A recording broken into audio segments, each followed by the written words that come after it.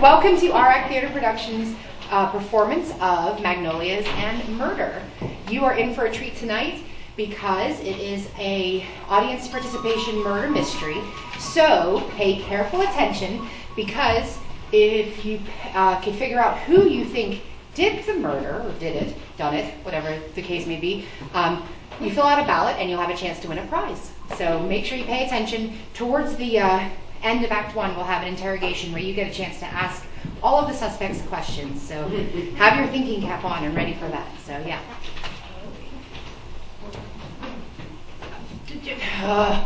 Okay, so speaking of intermission, at intermission, be sure to visit our concession stand and taste some delicious concessions from Radici. Radici is a brand new Italian restaurant located in the heart of downtown Monaca. You should absolutely check them out whenever you have a chance. But in the meantime, see what they have provided for us tonight. Sample their wares. So yeah, it'll be great. Oh, okay, all right. So speaking of Gone with the Wind, we were speaking of Gone with the Wind. Did you know that the Daughters of the Confederacy were firmly against Vivian Leigh playing Scarlett O'Hara? Oh. They had a problem with the fact that she was British. Yeah. So the studio said, okay, well, how about we recast Katharine Hepburn? So the Daughters of the Confederacy came back very quickly and said, no, we changed our mind. Vivian Leigh is perfect. We would rather have a Brit any day than a Yankee. So yeah, this. Oh, okay, all right. So, fun fact. 152 years tomorrow, the preliminary surrender that ended the Civil War was signed. It was signed Sunday, April the 9th, which happened to be Palm Sunday. And as you may know, tomorrow is Palm Sunday, so we have a couple things lining up. We had to perform the show this weekend, and we had to end the show tonight. So you're in for a treat. Oh. Janet wants everybody to know that this is her directorial debut. She has had a blast working with the cast and crew of the show, and so she wants to thank everybody, and she hopes everybody enjoys the show tonight. So without further ado, okay, we welcome you to Georgia in the spring of 1865.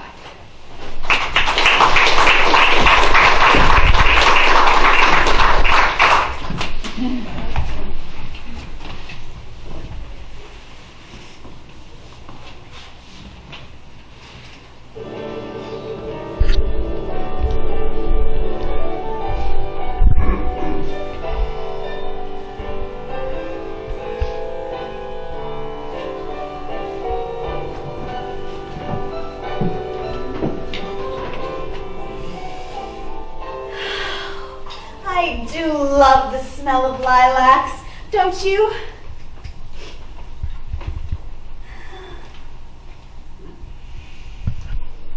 They smell so sweet and fresh.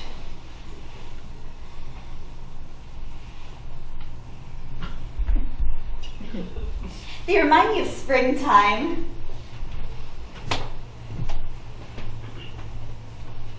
And flowers blooming.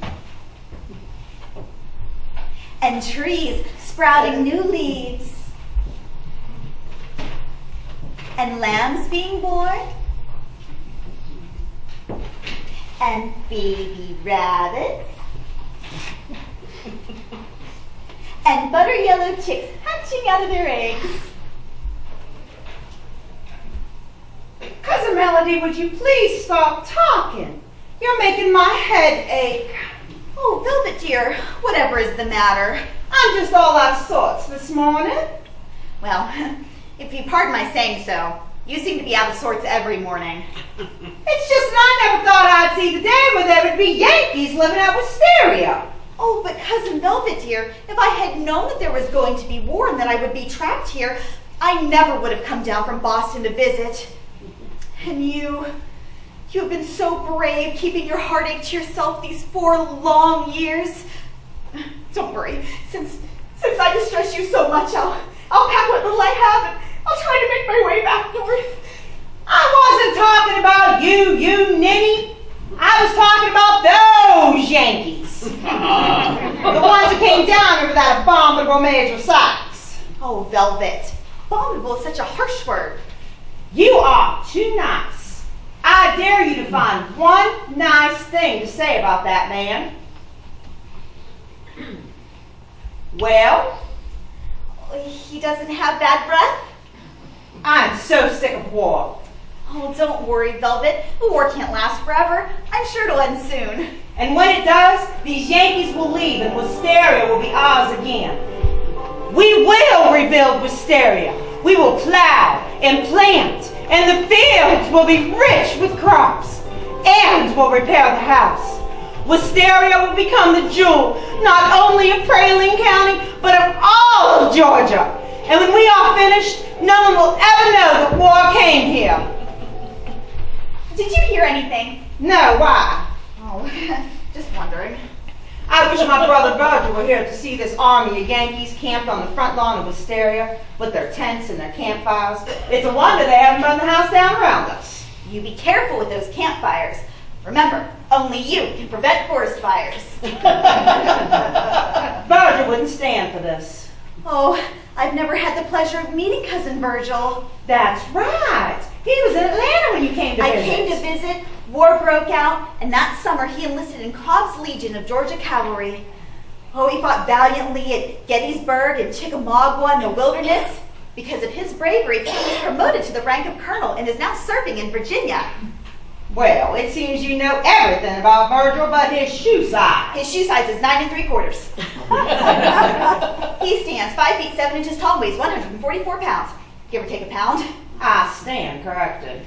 Oh, Velvet, I have a confession to make. I am in love with Cousin Virgil. In love with him? You've never even met him. Oh, no, but you gave me this picture of him.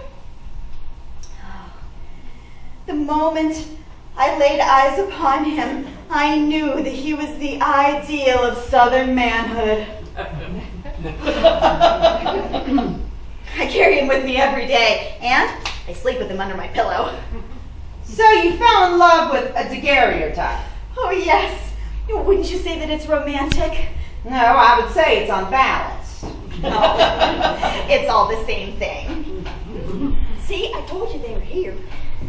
Velvet, Melody, I'm surprised at both of you. Truly surprised. You know better than to be out in front of all these Yankees without a chapeau. What difference does it make whether or not we're wearing a hat?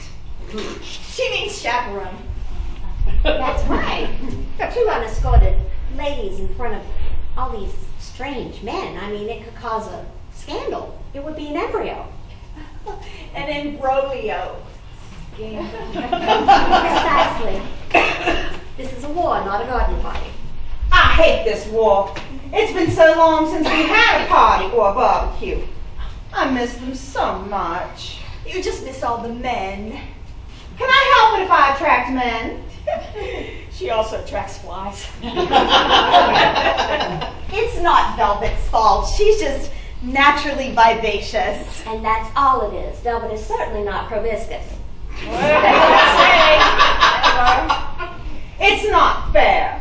The war took all the gentlemen away. I'm afraid I'm going to be an old maid. I'm not getting any younger. Could say that again. She's not getting any younger. Listen, if you're that desperate, I mean, if you're that worried, just look around. There's a whole field of gentlemen out there. They aren't gentlemen. They're Yankees. I will never love a Yankee. Nora, would you take these flowers into the house and put them in some water for me, please? I can take a hint. Thank you. Oh, don't be angry, Velvet. She's just high-spirited. You know, she's been my maid since I was a little girl, and I just had to bring her with me. Melody, you are just too nice. Well, that's not her fault. She's from the nice side of the family. The nice side? Oh, yes. I know all about our family history. Family history is very important, you know. It tells you who is related to whom and what family traits are passed down. That's called heresy.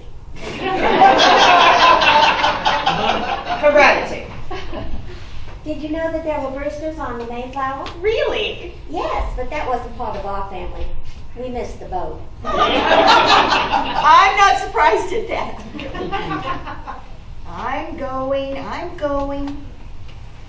Your great-great-grandfather, Velvet, was Alexander Monroe. He was a hero of the Revolution.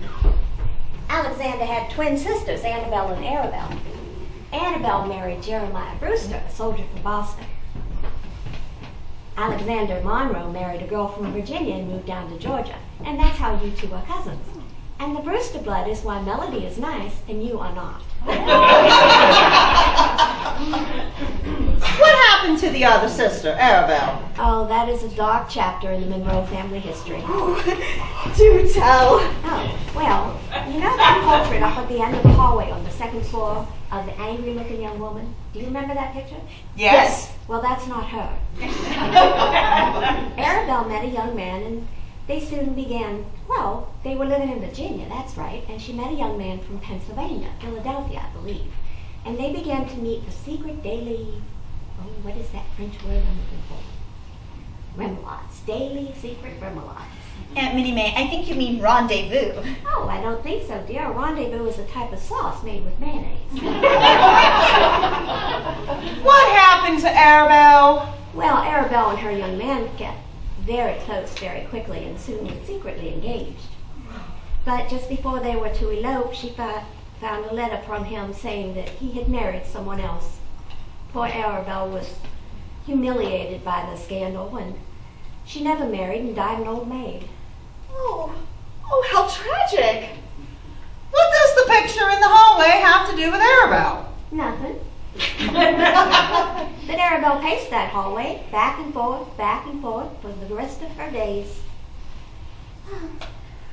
Alexander Monroe tried to avenge the wrong done to his sister, but he never found that gentleman because she refused to reveal his name.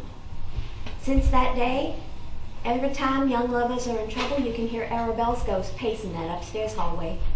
I don't believe it. Every Southern family has its tragedy, and this is ours. Miss Velvet, Miss Melody, Miss Minnie May, the Yankees are coming. What do you mean they're already here? No, not those Yankees. These Yankees. Oh, is that? No, what do you call him, that abdominal Major Sight? He gives me a bellyache, too. And who's that with you? That is Captain Faraday. Oh, yes. It's the officer who's been making eyes at you, Velvet. Oh, I hadn't noticed. Hard not notice the man. That'll be the day. Good morning, ladies. I'm pleased to find you all together. It's not going to stay pleasant for long. What can we do for you, sir? The better question is, what can I do for you? Whatever do you mean? He means he has a favor to ask you. Do not interrupt me, Captain. I just thought we could get right to the point. Do not think, Captain. You're not suited for it, especially in matters like this. You do not understand the female mind as well as I do. Uh-oh, somebody's skating on thin ice. You seem very certain of yourself, Major. Why shouldn't I be? I'm Major Phineas Sykes. You said that you had a favor to ask of us. Direct and to the point. I usually don't like that in a woman, but I'll overlook it. As you know, my men and I have been camped here for a very long time. Too long. Yes, it's been too long. Major Sherman left me here to reconnoiter this area and look for Southern soldiers. Then he went off to burn Atlanta and march to the sea, while leaving me here with no opportunity to show my military prowess, no opportunity to gain military glory. In other words, he's bored. I told you not to interrupt me, Captain. How can we help? Well, I'm planning on having a party to celebrate the anniversary of my graduation from West Point. Not a word. And I would like to give you ladies the opportunity of hosting it in your fine home. Yankees at Wisteria? Never. Had a Yankee living here for 4 years. Well, Melody doesn't count. Well, thank you very much. Oh, honey, you know what I mean. I'm afraid, sir, that is truly out of the question. Where's that Southern hospitality I've heard so much about? Nowhere around here. Miss Melody, you're from the North. Surely you would be sympathetic to my cause. Oh, it's true that my sympathies are with the North, but I'm afraid that I must stand with my family. Of course she stands with her family. Blood is thicker than thieves. I'm surprised you won't avail yourself of the opportunity of having gentlemen callers, especially in light of Miss Velvet's notoriety. Ice just got thinner. Oh my goodness, what are you saying about my niece's reputation? Reputation. That too. The neighborhood gossip has it that Miss Velvet is attracted to anything in shoe leather. He just fell through the ice. You, sir, are no gentleman. And you are no lady. Major, I must protest. This is no way to treat these ladies. You can't protest with me. I outrank you. And that house is so beautiful for a party, it would be a shame if it were to burn down. Ooh, if I were a man, what I would do to you. I'd rather you did it to me as a woman. Who knows? You might be attracted to a certain major in shoe leather. I wish my brother Virgil were here. He would teach you a lesson you would not soon forget. And I assure you I will never, ever fall in love with a Yankee.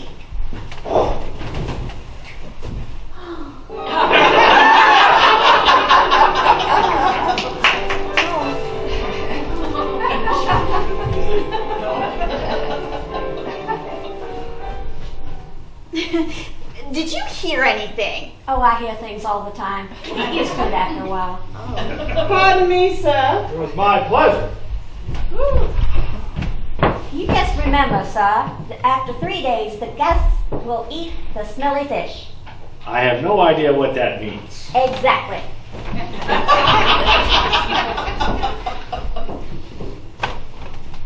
I can only think of nice things to say to you. So I'm going to leave before I happen to say one of them. Don't look at me, I just work here. Captain Faraday. Yes, sir. Captain Faraday, who's your commanding officer? What? You, sir. That's right. Now, I will not have you undermining my authority. When did I do that? You were contradicting me. These are ladies, sir. We shouldn't be threatening or deceiving them. When did I deceive them? You never went to West Point. Your family arranged your commission. Now, you know that, and I know that, but no one else needs to know it. I'm a major. I expect my orders to be obeyed. All due respect, sir. Captain, you look so smart in your captain's bars. It would be a shame if you were to lose them by being demoted to private.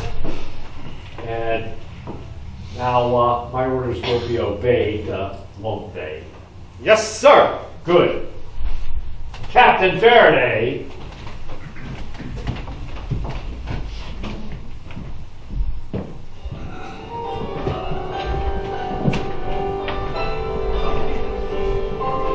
Here it is, Wisteria, the home of my youth. After 1,000 miles, we're finally here. Actually, it was approximately only 529 miles. Once again, I stand upon the red earth of Georgia. The red earth warmed by the blood of my ancestors. Well, actually, it's the iron in the soil. It oxidizes and makes the soil turn red. Everything is just as it used to be.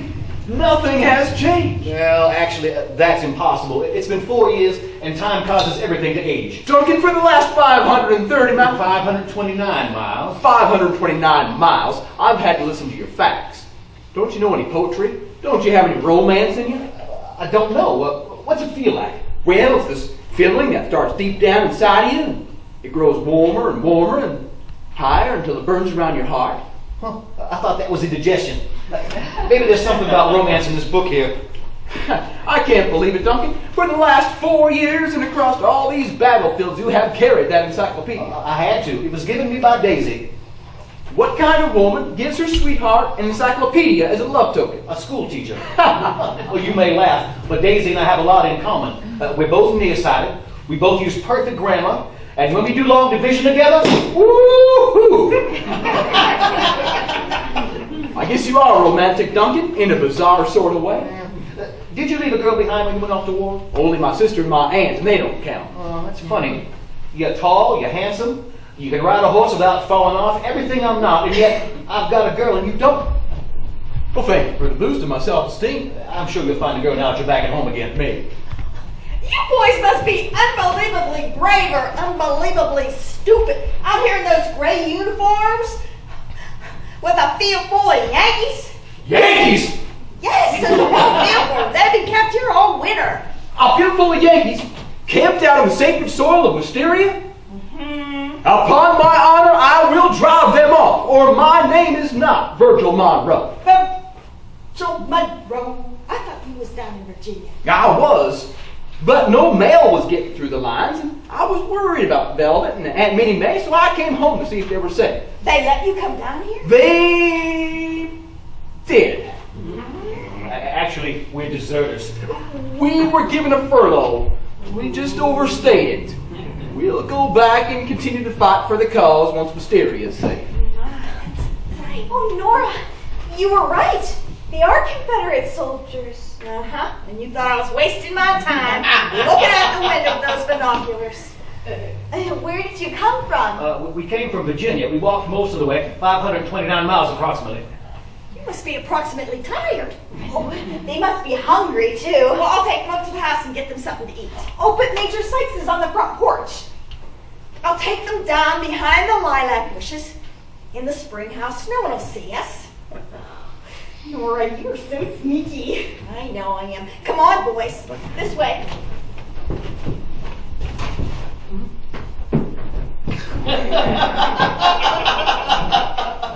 I'm happy you've come home. I never expected to see you here. Well, I never expected to see a strange woman in my home. Oh, I'm your cousin, Melody Brewster, from Boston. I heard you were coming for a visit. I'm Your cousin Virgil. Oh, I recognized you the moment I saw you. Oh, but how could that be? We've never met. Well, that's true. But Velvet gave me this picture of you.